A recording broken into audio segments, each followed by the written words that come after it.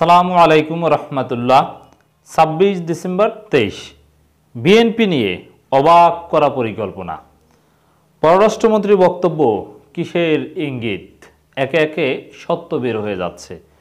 দর্শক, সরকারের গুরুত্বপূর্ণ মন্ত্রীগণ প্রায়ই ফ্রুটিকা খেয়ে সত্য কথা বলে ফেলেন। আপনারা জানেন অলরেডি মাননীয় কৃষিমন্ত্রী বলে ফেলেছেন যে বিএনপি নিয়ে যে তাদের পরিকল্পনা ছিল যে এক রাতে সব বিএনপি নেতাদের মুক্তি দেওয়ার কথা, এবং আরও অনেক কিছুই কিন্তু অনেক গুরুত্বপূর্ণ নেতারা, অনেক স্বতন্ত্র প্রার্থীরা বলে ফেলেন। তো পররাষ্ট্রমন্ত্রী ডক্টর মোমেন সাহেব তিনি বিএনপি নিয়ে একটা বক্তব্য দিয়েছেন। এই বক্তব্যটার আরও কিছু সাপোর্টিং এভিডেন্স আপনাদেরকে শোনাবো। সেটা প্রমাণ করে আসলে বিএনপি নিয়ে সরকার অবাক করা পরিকল্পনা। বিএনপিকে তারা ধ্বংস করতে চায়, এভাবে নির্যাতন করবে, অত্যাচার করবে, ক্ষমতার বাইরে রাখবে। এতে একদিকে সাধারণ জনগণ যাতে বিশ্বাস করতে পারে যে বিএনপি কোনোদিন ক্ষমতায় আসবে না, এরকম একটা পারসেপশন তৈরি করার চেষ্টা করছে। যদিও গত ১৫ বছর যাবতেই বিএনপি জামাত ধ্বংস করার সব ধরনের চেষ্টা সরকার করেছে, দলে ভাঙন সৃষ্টির চেষ্টা করেছে, কিন্তু সেই প্রজেক্টগুলো ব্যর্থ হয়েছে। বিএনপির বড় সফলতা হচ্ছে সরকারের দমনপীড়ন এবং ভাঙন চেষ্টার মুখে দাঁড়িয়ে ইউনাইটেড থাকা। বিএনপি এখনও অখ্যাত, বিএনপিকে সরকার ভাঙতে পারেনি। তারেক রহমানের নেতৃত্বের উপরেই, তারেক রহমানকে নিয়ে যতই বিতর্ক থাকুক, তার নেতৃত্বের উপরেই বিএনপির ব্যাপক আস্থা, সাধারণ জনগণের আস্থা, এবং এই মুহূর্তে ফেয়ার ইলেকশন হলে বিএনপি বিপুল ভোটে বিজয়ী হবে, এতে কোনো সন্দেহ নাই। এখন দর্শক, কিন্তু চেষ্টা সরকারও হাল ছাড়ছে না। গত ১৫ বছরে বিএনপিকে কিছু করতে পারেনি, ক্ষমতার বাইরে রাখতে পেরেছে, কিন্তু সাংগঠনিকভাবে বিএনপিকে দুর্বল করা কিংবা বিএনপিকে ধ্বংস করা, বিএনপিতে ভাঙন ধরানো এগুলো করতে পারেনি। কিন্তু নতুনভাবে সরকার প্রজেক্ট নিয়েছে। সরকার চায় যে এভাবে দমনপীড়ন চলবে, গ্রেপ্তার চলবে এবং ব্যাপক আকারে সাজা দেওয়ার ঘটনা ঘটবে। এই সাজা দেওয়ার মধ্য দিয়ে তরুণ প্রজন্মকে একটা বার্তা দেওয়া হবে যে আজকে তুমি বিএনপি করলে বিএনপি তো ক্ষমতার বাইরে থাকবে ২০৪১ সাল পর্যন্ত, সো ৫-১০ বছর পর তোমারও সাজা হবে। তো সাজাপ্রাপ্ত এটা সাজাপ্রাপ্ত একজন ব্যক্তি অনেক সুযোগ সুবিধা থেকে বঞ্চিত হয়।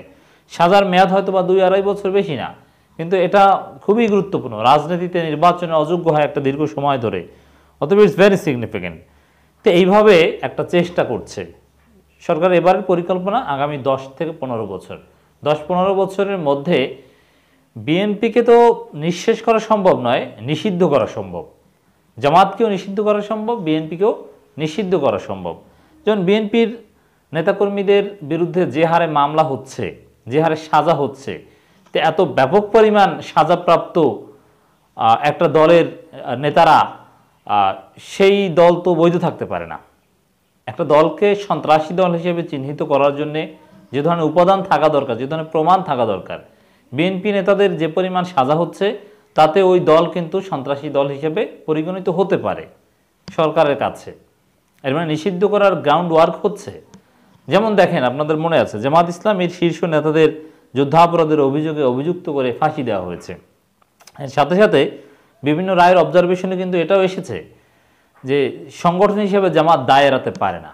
এখন বিএনপি নেতাদের বিরুদ্ধে যে পরিমাণ রায় হচ্ছে, সাজা হচ্ছে, তাদের সংগঠন হিসেবে বিএনপি দায় এড়াতে পারে না। এই বিষয়টা কিন্তু অ্যানালজি করলে চলে আসে। তো দর্শক, সেরকম এগুলোর উপর ভিত্তি করে বিএনপিকে নিষিদ্ধ করা অসম্ভব নয়, এবং বিএনপিকে নিষিদ্ধ করার দাবি যুবলীগের আছে, তারা স্মারকলিপি দিয়েছে, বলেছে।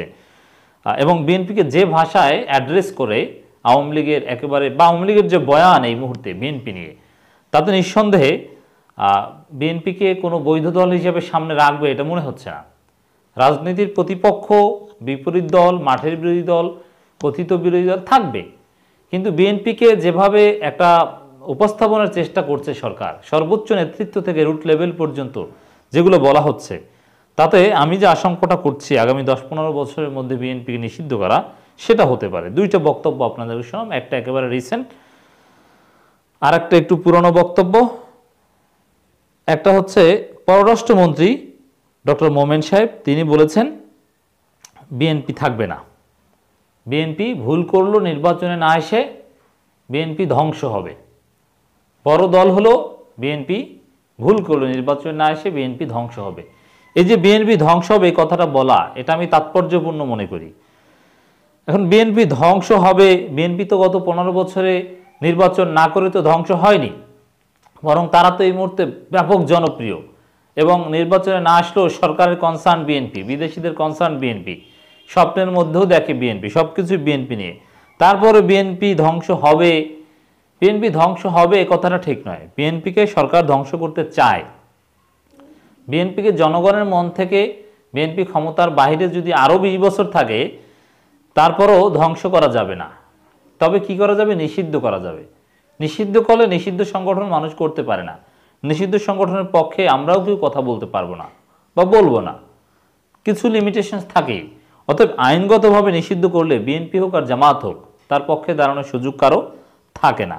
এটা হচ্ছে বাস্তবতা। তো তাহলে পররাষ্ট্রমন্ত্রীর যে বক্তব্য, এটাকে আমি এভাবেই ব্যাখ্যা করতে চাই যে বিএনপি নিয়ে সরকারের 10-15 বছরের মধ্যে নিষিদ্ধ করার একটা পরিকল্পনা আছে। যদি সরকার নিজেদের মতো করে পথে চলতে পারে, নিজেদের মতো করে টিকে থাকতে পারে, তাহলে আজীবনের জন্যে সরকার থ্রেট মুক্ত হয়। কারণ আওয়ামী লীগের বিকল্প একমাত্র বিএনপি। আওয়ামী লীগের বিকল্প হিসেবে কখনোই জামাত ইসলামী কিংবা চরমোনাই বা অন্য কোনো দল দাঁড়াতে পারবে না।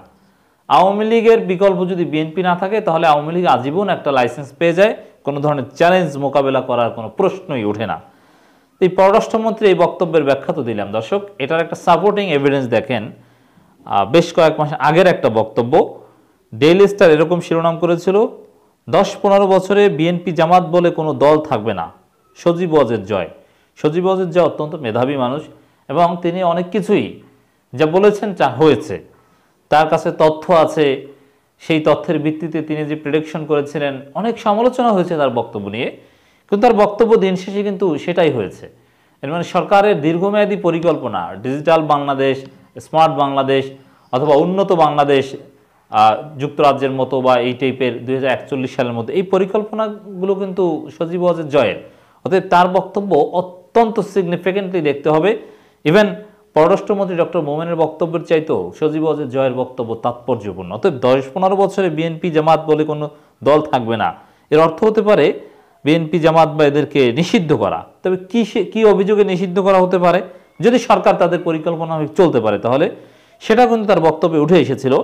প্রধানমন্ত্রী আইসিটি উপদেষ্টা তৎকালীন এবং centre for research and information CRI chairman Sajeeb Wazed Joy BNP জামাতকে সন্ত্রাস ও জঙ্গিবাদী উল্লেখ করে বলেছেন, আগামী 10 থেকে 15 বছরে বাংলাদেশে বিএনপি জামাত বলে কোনো দল থাকবে না। দেখুন, সন্ত্রাস ও জঙ্গিবাদ এটা হবে তাহলে গ্রাউন্ড বিএনপি জামাতকে নিষিদ্ধ করার।